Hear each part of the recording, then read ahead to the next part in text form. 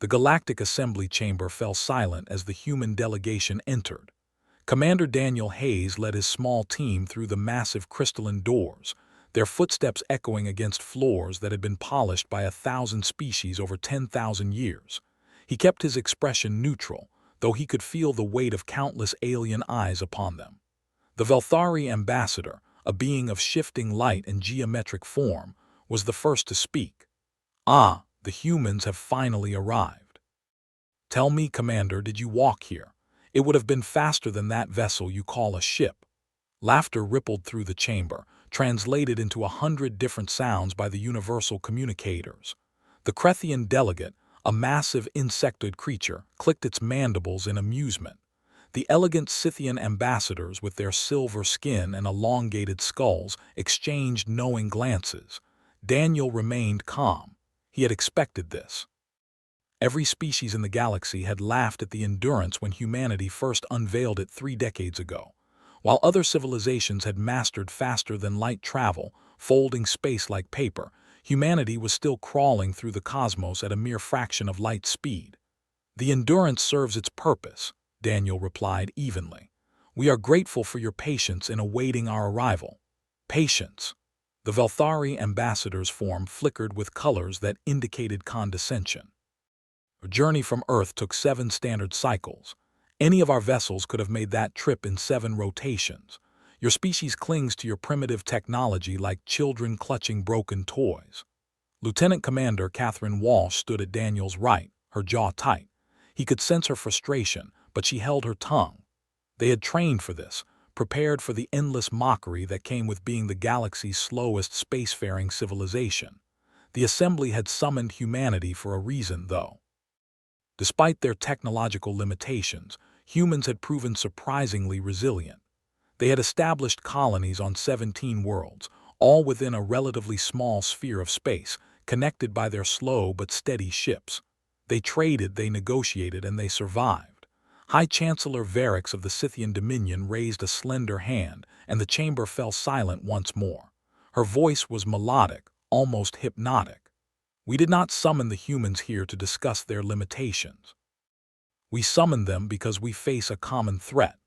The holographic display at the center of the chamber activated, showing a sector of space that Daniel recognized immediately. It was the periphery, the outer edge of known galactic civilization, and it was being consumed by darkness. "The consuming," Varix continued, "an entity or force that defies our understanding. It has destroyed 14 systems in the past cycle alone. Our fastest ships cannot outrun it. Our most powerful weapons cannot harm it.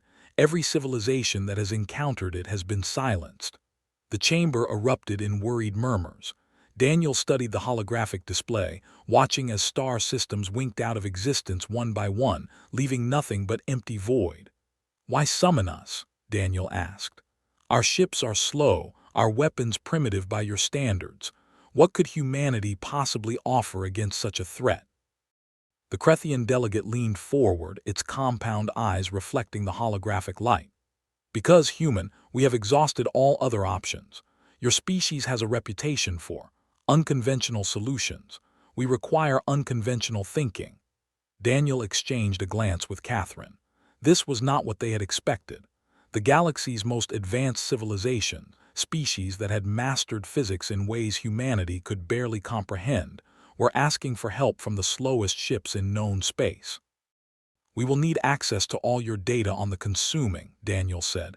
"Everything you have observed, every attempt to communicate or combat it." "You shall have it," Varix agreed. "Though I warn you, Commander, many have studied this data. All have failed to find answers." Daniel nodded slowly. "Then we will have to look at it differently." 3 months later, the Endurance hung in orbit above Earth's primary research station. The ship was a marvel of human engineering, though the galaxy would never see it that way. Where other vessels bent space to travel, the Endurance pushed through it with brute force and patience. Dr. Samuel Grant floated through the research lab, surrounded by holographic displays showing the consuming's patterns of destruction. He had spent every waking hour analyzing the data provided by the Galactic Assembly, searching for something everyone else had missed. "There has to be a pattern," he muttered to himself. Everything has a pattern. You have been saying that for weeks, Catherine said, pulling herself through the hatch. The Scythians analyze this data with quantum computers that make ours look like abacuses. What makes you think you will find something they missed? Samuel turned to face her, his eyes bright with exhaustion and determination. Because they are looking at it wrong. They are trying to understand it through physics, through energy patterns and spatial distortions. But look at this. He pulled up a timeline of the Consuming's attacks. Every advanced civilization uses FTL travel, space folding, wormholes, hyperspace jumps, and every system the Consuming has destroyed had significant FTL traffic. Catherine frowned. So it targets busy systems. That makes sense strategically. No, you are missing the point. Samuel highlighted several systems on the edge of the destruction zone. These systems were barely populated, minimal strategic value. But they had one thing in common with the heavily trafficked systems. FTL travel, Catherine whispered, understanding dawning. Exactly. The Consuming is not targeting civilizations. It is targeting the act of faster-than-light travel itself. Every time a ship folds space, every time a vessel punches through to hyperspace, it creates a signature, a beacon. Catherine's eyes widened. And we do not use FTL travel. The Endurance moves through normal space. We are invisible to it, Samuel confirmed. Our primitive, laughably slow technology has made us invisible to the greatest threat the galaxy has ever faced. They stared at each other, the implications settling over them like a weight. Humanity's greatest weakness might be their only weapon against the darkness consuming the stars. Commander Daniel Hayes stood before the Galactic Assembly once more, but this time he was not met with laughter. The chamber was filled with desperate hope, a emotion he could feel even across the vast cultural divides. The Consuming tracks FTL signatures, he explained, the holographic display illustrating his words. Every time your ships fold space, they create ripples that the entity follows. Your greatest technological achievement has become your greatest vulnerability. The Velthari ambassador's form flickered with agitation. This is absurd. We cannot simply abandon faster-than-light travel. Our civilizations depend on it. I am not suggesting you abandon it, Daniel replied. I am suggesting we use it as bait. He activated a new display, showing the Endurance and a modified weapons system unlike anything the Assembly had seen. Humanity has spent decades developing weapons because we knew we could never run from a fight. Our ships are slow, so we had to be able to win any engagement we could not avoid. High Chancellor Varix leaned forward, her silver features unreadable. What manner of weapon is this? We call it the stillness cannon, Daniel said. It does not fire energy or projectiles. It fires a field that negates subspace distortion within its radius. Essentially, it creates a zone where FTL travel is impossible. The Crethian delegate clicked rapidly. How does that help? The Consuming would simply avoid such a zone. The Consuming exists partially in subspace, Samuel interjected, stepping forward. It uses the same dimensional layers that FTL travel exploits. If we can force it fully into normal space, it becomes vulnerable. And then, Varix asked. Daniel smiled grimly. Then we hit it with everything humanity has spent 300 years developing. Kinetic weapons, nuclear arsenals, antimatter warheads. We never developed FTL travel, but we became very, very good at destroying things. The chamber fell silent as the implications sank in. The species that had been mocked for centuries, the primitive humans with their slow ships and crude weapons, might be the only ones capable of stopping the greatest threat the galaxy had ever faced. The Endurance moved through space like a shark through dark waters. 6 months had passed since the Assembly meeting, 6 months of preparation and modification. The ship had been upgraded with the most powerful version of the stillness cannon ever constructed, along with an arsenal that would have made ancient Earth's military powers weep with envy. Daniel stood on the bridge, watching the stars drift past at what the galaxy considered a crawl. Behind them, hidden at the extreme edge of sensor range, a coalition fleet waited. Scythian warships, Crethian destroyers, Velthari vessels of pure energy. The combined might of the Galactic Assembly, ready to support or flee depending on what happened next. FTL beacons are active, Catherine reported from her station. We are broadcasting on all subspace frequencies. If Samuel's theory is correct, we should get a response soon. And if it is not correct, asked Lieutenant Peter Morrison from the weapons console, his young face tight with controlled fear. Then we die first and the rest of the galaxy follows, Daniel replied calmly. But we will have tried. That is more than anyone else has managed. The bridge crew fell silent. They had all volunteered for this mission, knowing the odds. The Endurance carried 300 souls, each one aware they might not see home again. But they were human, and humans had always faced the darkness when others looked away. Samuel's voice came over the comm from the science station. I am detecting something. Subspace distortions at bearing 274. It is coming. The main view screen flickered and then the consuming appeared. Daniel had seen recordings of the entity, but nothing had prepared him for the reality. It was darkness given form, a wound in the fabric of space itself. Stars visible behind it seemed to twist and elongate, their light bending around something that should not exist. It was vast, larger than any planet, and it moved with a terrible purpose. It is beautiful, someone whispered. Daniel was not sure who. It is death, he replied. All stations prepared a fire.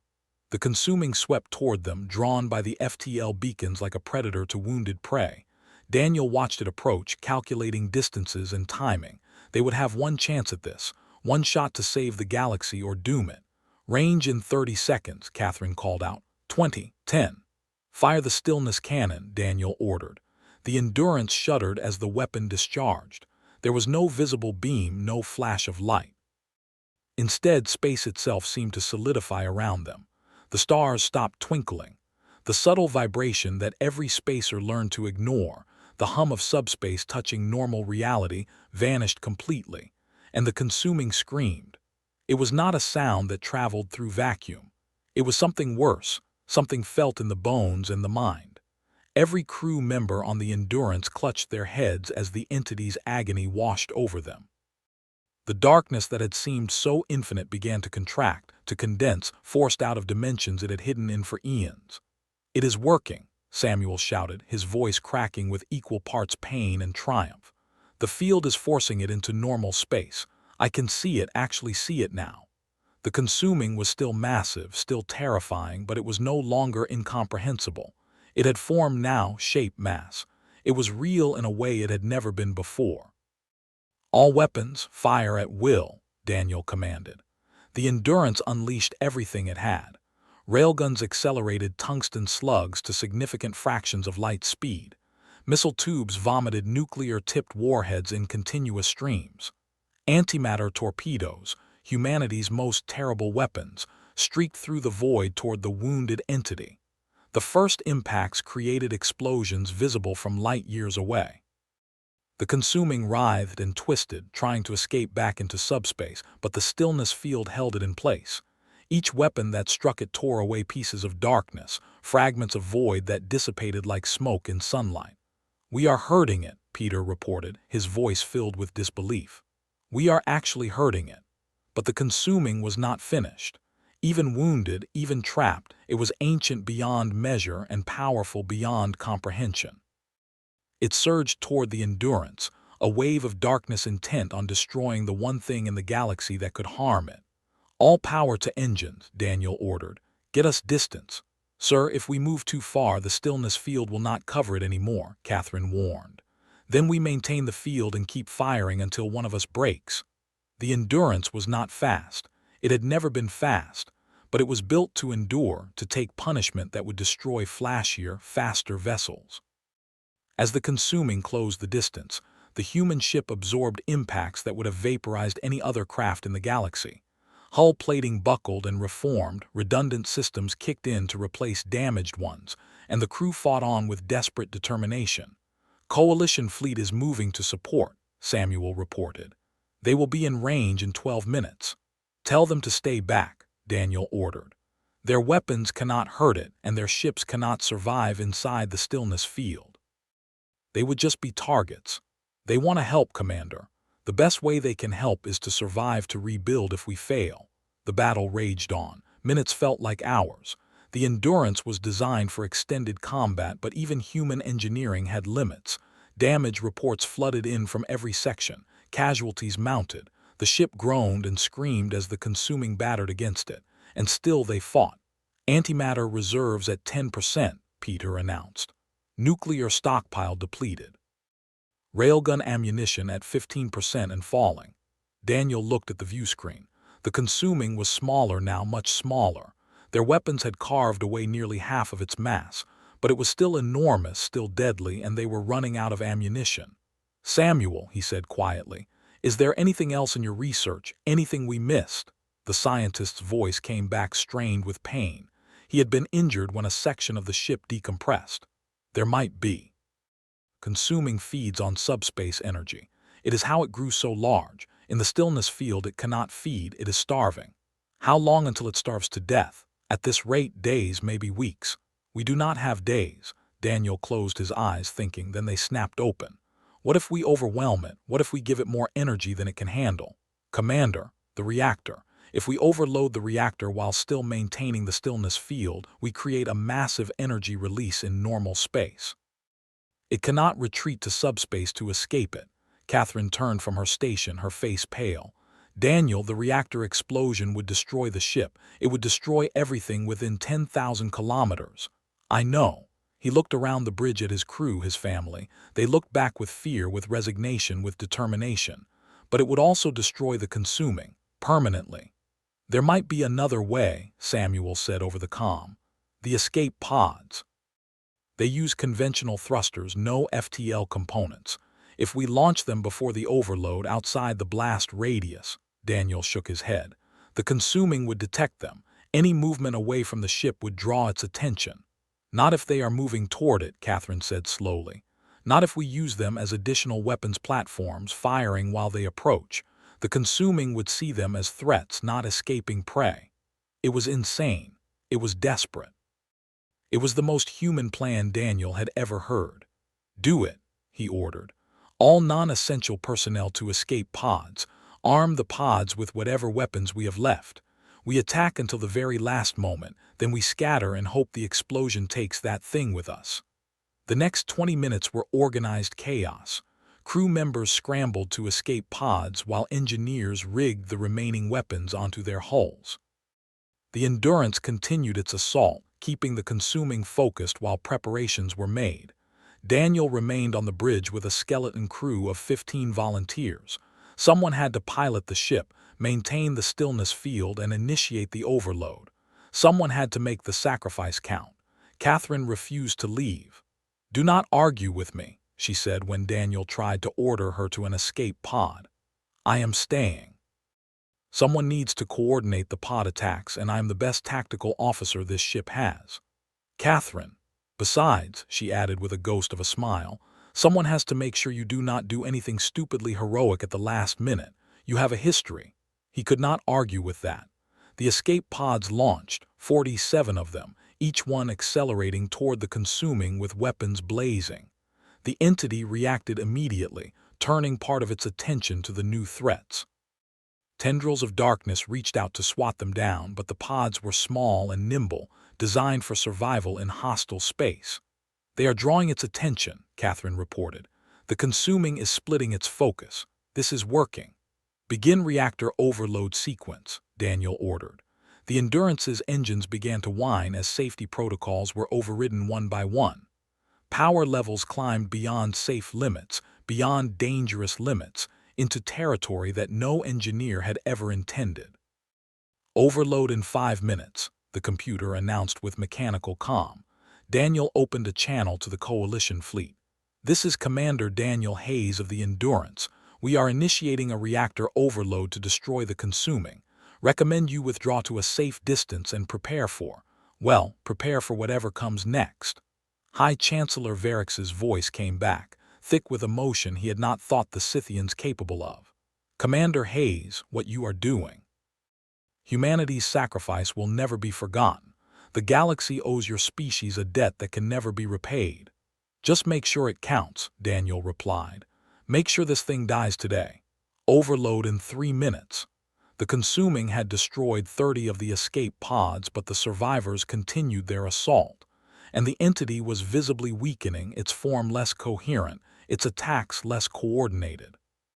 The combination of sustained weapons fire, starvation within the stillness field, and divided attention was taking its toll. "It is trying to retreat," Samuel reported from wherever he had ended up. His pod was still transmitting, still in the fight. "It knows something is wrong. It is trying to find a way out of the stillness field." "Not today," Daniel muttered. He pushed the Endurance forward, driving the ship directly at the consuming.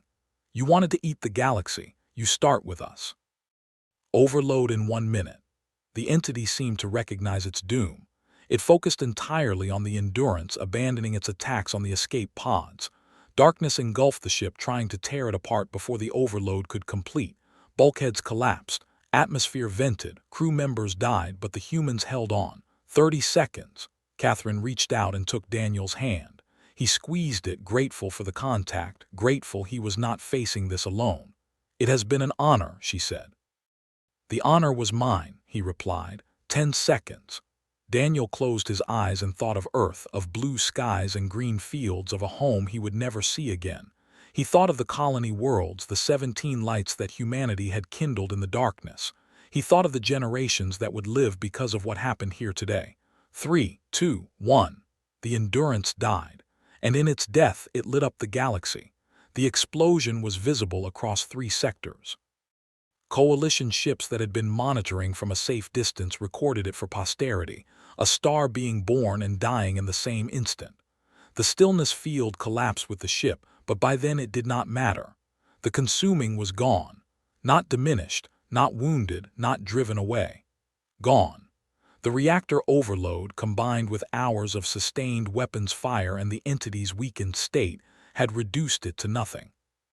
The darkness that had swallowed 14 star systems, that had silenced countless civilizations, had been destroyed by humanity's slowest ship. Of the 300 crew members aboard the Endurance, 17 survived. They were found drifting in their escape pods by Coalition rescue vessels, unconscious from the radiation and shock wave but alive.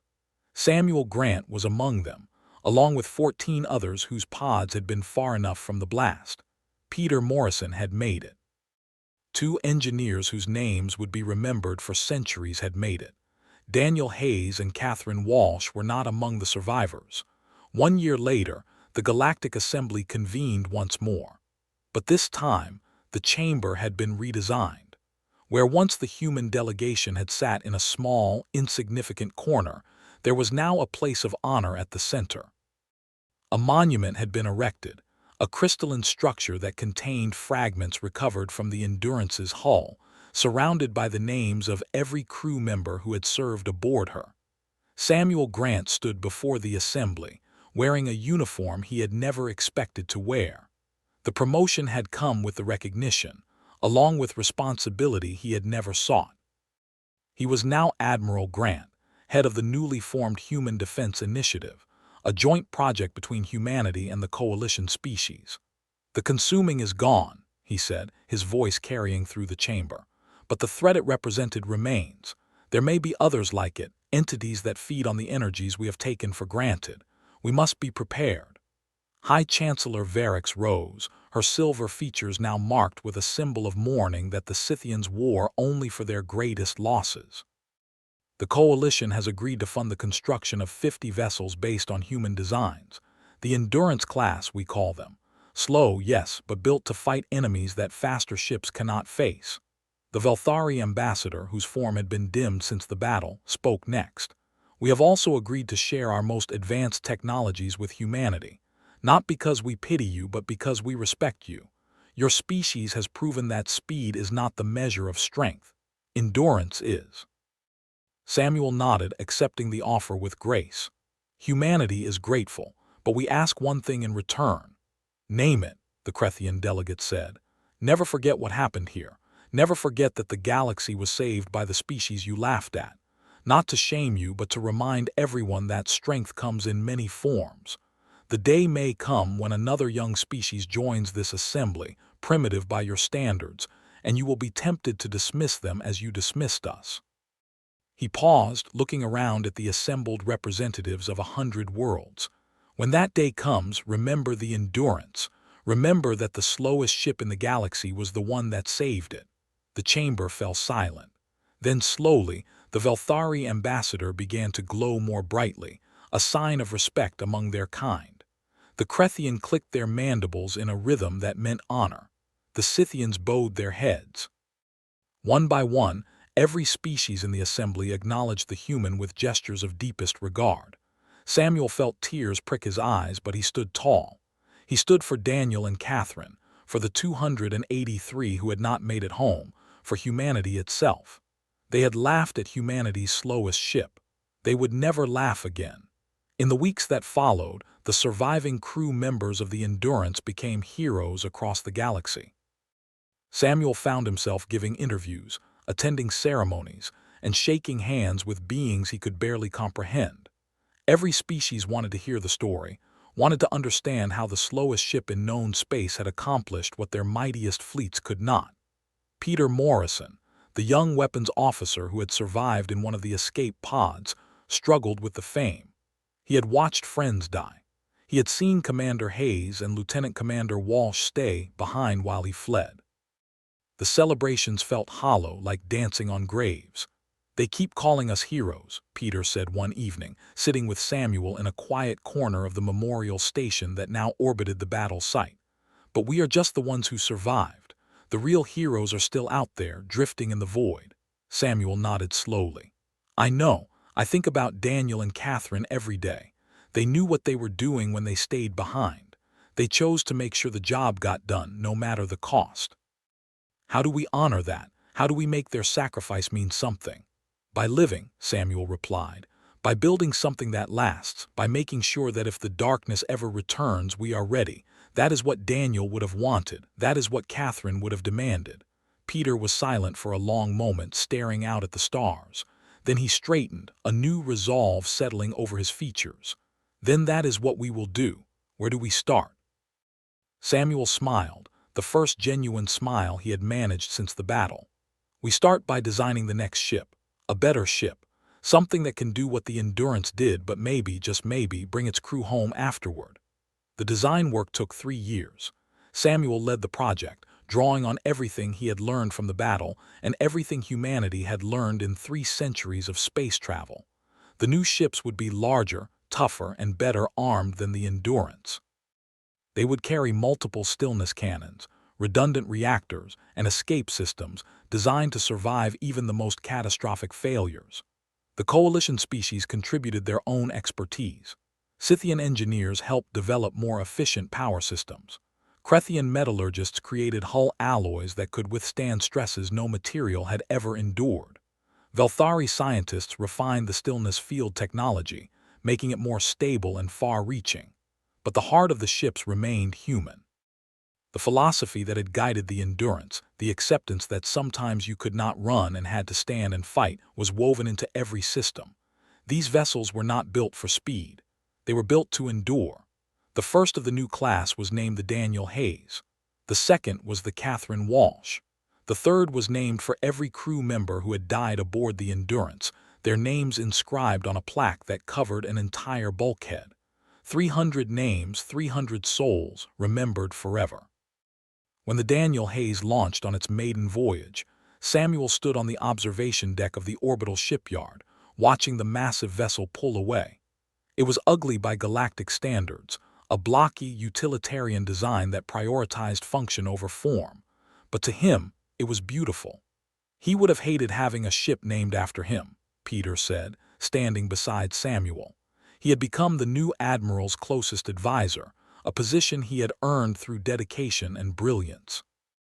"I know," Samuel agreed, "but he does not get a vote. He gave up that right when he decided to be a hero." Peter laughed, and Samuel was grateful for the sound. They had both been carrying grief for so long, learning to laugh again felt like a gift. 20 years after the battle, Samuel received a message that would change everything. A deep space probe had detected something at the edge of known space, something that matched the energy signature of the consuming. Not identical, but similar enough to trigger every alarm humanity had built. He assembled his senior staff immediately. Peter was there, along with a new generation of officers who had grown up hearing stories of the Endurance. They studied the data in grim silence. "It is smaller than the consuming was," one analyst reported. "Much smaller, but the dimensional distortion patterns are unmistakable. This is the same type of entity. A child, maybe, Peter suggested. Or a fragment that escaped and has been growing. Does it matter? Samuel asked. If it is the same type of threat, we know how to deal with it. That is why we built the fleet. He turned to the tactical display where 12 Endurance-class vessels were positioned throughout galactic space. Send the Catherine Walsh. She is closest to the contact point, and notify the coalition. If this turns into a real fight, we want them ready to support. The Catherine Walsh, under the command of Captain Lisa Park, reached the entity 6 weeks later. Samuel followed the mission from his command center, watching through sensor feeds and communication links that spanned impossible distances. The new entity was indeed smaller than the consuming had been, perhaps 1/10 the size. But it was still a nightmare of twisted space and hungry darkness, and it turned toward the Catherine Walsh with clear hostile intent. Stillness field active, Captain Park reported, her voice steady despite what she must have been feeling. Entity is responding, dimensional signature degrading. It is being pulled into normal space. The battle lasted 4 hours. The Catherine Walsh took significant damage, but her improved design held. The crew fired everything they had, and this time there was no need for a suicide run. The smaller entity could not withstand the sustained assault, and it died without taking a single human life. When the confirmation came through, Samuel allowed himself a moment of quiet triumph. The system worked. The sacrifices had not been in vain. Humanity could protect the galaxy not once but as many times as necessary. 50 years passed.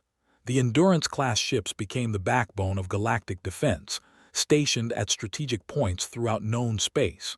Their crews were drawn from every species, though humans always served as command staff. It had become tradition, a recognition that when the darkness came, humanity knew how to face it. Samuel Grant had long since retired, but his legacy lived on. The Human Defense Initiative had grown into a galaxy-spanning organization, and the principles he had established guided it still. Speed was not strength. Technology was not wisdom. What mattered was the will to fight, the courage to sacrifice, and the endurance to see things through.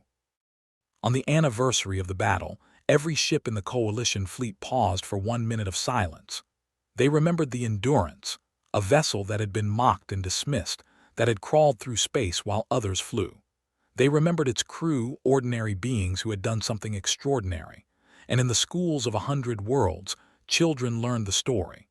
They learned that humanity had been slow, that their ships had taken years to travel distances others crossed in days. They learned that this was not a weakness but a different kind of strength. They learned that sometimes the tortoise does beat the hare, not by being faster but by never giving up. The galaxy had been silenced once, by a darkness that fed on the very technology species prized most. It had taken the slowest ship humanity ever built to break that silence, to light a fire that would burn forever in the hearts of all who lived among the stars. They had laughed at the Endurance. Now they sang songs in its honor. And the silence that had threatened to swallow everything was replaced by the sound of countless voices, raised together, proclaiming that life would endure. No matter how dark the night, no matter how vast the emptiness, no matter how slow the journey, humanity had proven that, and the galaxy would never forget.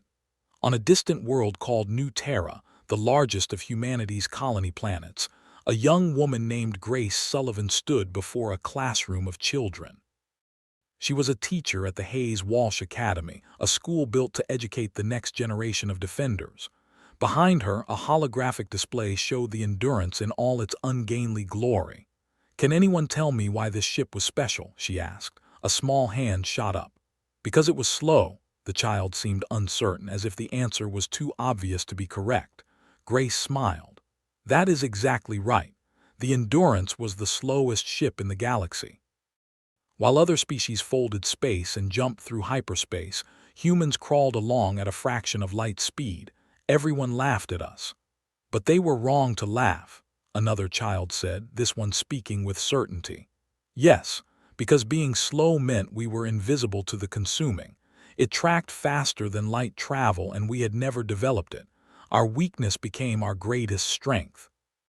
She changed the display to show Commander Daniel Hayes and Lieutenant Commander Catherine Walsh, their faces captured in the last photograph taken before the battle. They looked calm, resolute, ready to face whatever came. These were the commanders of the Endurance. They stayed aboard when the ship was destroyed, making sure the consuming died with them. They did not run. They did not try to escape. They stood their ground because that was what humanity had always done. A quiet child in the back raised his hand. My grandfather was on the Endurance. He was in one of the escape pods. Grace nodded, recognizing the family resemblance. Admiral Peter Morrison. He was one of the 17 survivors. After the battle, he helped design the ships that protect us today. He carried the memory of his friends with him every day, and he made sure their sacrifice would mean something. The boy straightened with pride. He tells me stories about them, about Commander Hayes and the others. He says they were not special, not at first. They were just people who refused to give up.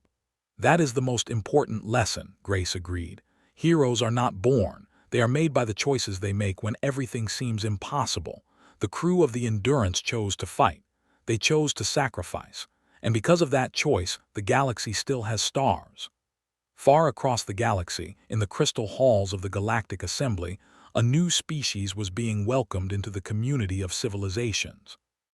They called themselves the Torvani, and they came from a world at the far edge of known space. Their technology was primitive by galactic standards, their ships slow and cumbersome. Some of the older species stirred, old prejudices rising. They remembered when humans had been the backward newcomers, crawling through space while everyone else flew. They remembered laughing. But before anyone could speak, the human ambassador rose. Her name was Elena Hayes, great-granddaughter of the commander who had saved the galaxy. She wore her heritage like armor, her eyes carrying the same steady determination that had marked her ancestor. "The Torvani are welcome here," she said, her voice carrying through the chamber. "Their ships may be slow, their technology may be limited, but we know better than anyone that these things do not measure worth. Strength comes in many forms. Let us not make the mistake of forgetting that." She looked around the assembly, meeting the eyes of species who had once mocked her kind. "My great-grandfather gave his life to save this galaxy. He did it in a ship that everyone laughed at, with weapons you considered primitive. The Torvani may one day do the same. We should welcome them as equals because that is what they are." The chamber fell silent. Then slowly the representatives began to rise. The Scythians stood first, their silver faces solemn. The Velthari flickered with colors of respect. The Krethian clicked their mandibles in the rhythm of honor. One by one, every species in the assembly acknowledged the Torvani, welcoming them not with pity but with genuine respect. The Torvani ambassador, a small being covered in fine scales, looked around in wonder. "We expected mockery," they said quietly. "We expected to be dismissed as primitives." Elena smiled. "Once, perhaps. But the galaxy learned a hard lesson about judging species by their technology. We learned that the measure of a civilization is not how fast its ships can travel, but how far its people are willing to go for what they believe in." She gestured to the monument at the center of the chamber, the crystalline structure holding fragments of the Endurance. "My great-grandfather and his crew traveled here in the slowest ship in the galaxy. They were laughed at every step of the way. And then they fired, and they silenced the laughter forever. Not with cruelty, but with courage. Not with speed, but with sacrifice." The Torvani ambassador bowed their head. "We will remember this, we will honor this." "That is all any of us can do," Elena replied.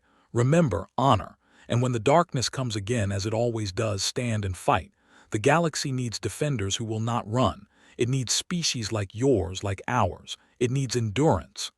And so the story continued, passed down through generations, across species, throughout the galaxy. The tale of the ship that was too slow, the crew that was too stubborn, and the sacrifice that saved everything. It became legend, then history, then something more. A promise. A covenant between all who traveled the stars. Never again would they judge a species by its technology. Never again would they laugh at those who came crawling while others flew, because they had seen what endurance could accomplish. They had witnessed the impossible made real. The galaxy had been silenced once by a darkness that seemed unstoppable. It had taken the slowest ship humanity ever built to break that silence, to light a fire that would burn forever. They had laughed at the endurance. Now they sang songs in its honor, and the silence that had threatened to swallow everything was replaced by the sound of countless voices, raised together, proclaiming that life would endure. No matter how dark the night, no matter how vast the emptiness, no matter how slow the journey, humanity had proven that, and the galaxy would never forget.